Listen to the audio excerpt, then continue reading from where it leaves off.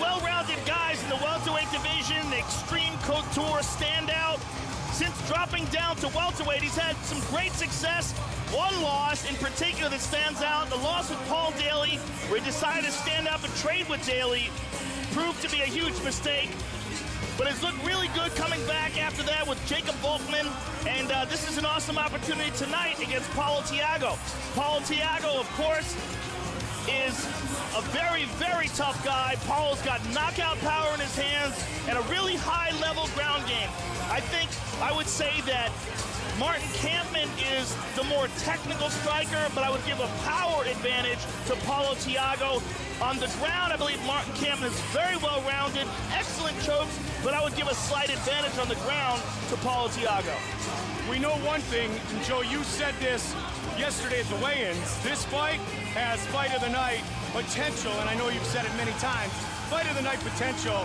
Both of them match up so well, so ultra-talented, and they're both excited to battle against each other. And Martin Kampmann is very motivated. The loss to Paul Daly really set him back. Jacob Volkman is a tough guy, but not a big name, so that victory was nice, but a victory tonight over Paulo Thiago will really put him back on track.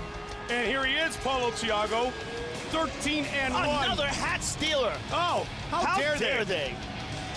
You know what? Somebody's it's always when we go out of the country. It's never happened in America. In England, we've had it happen.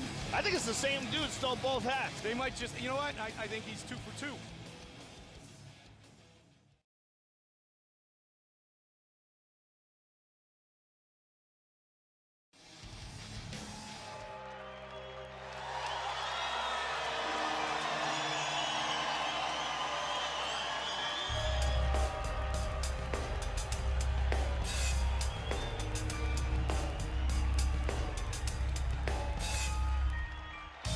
McLovin.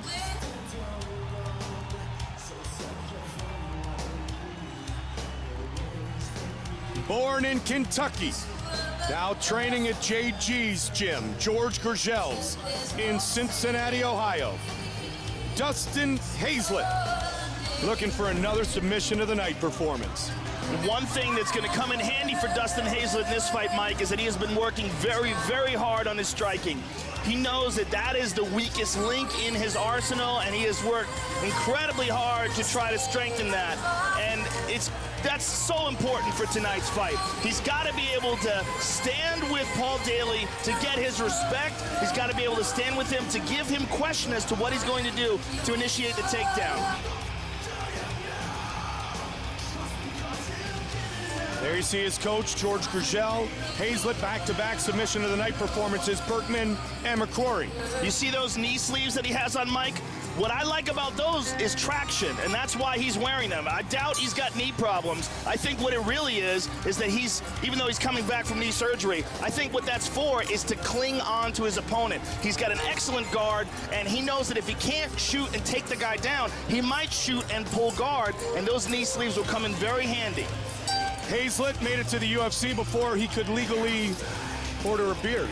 The one thing he likes is the fact that he knows his game plan. He knows what Daly's game plan is. And so you go back to the olden days, Joe. You got the ground guy against the guy who likes to be on his feet. Let's see who can take the fight where they want it to be. Yeah, this is a classic striker versus grappler matchup. But like I said, he has worked very hard on his striking.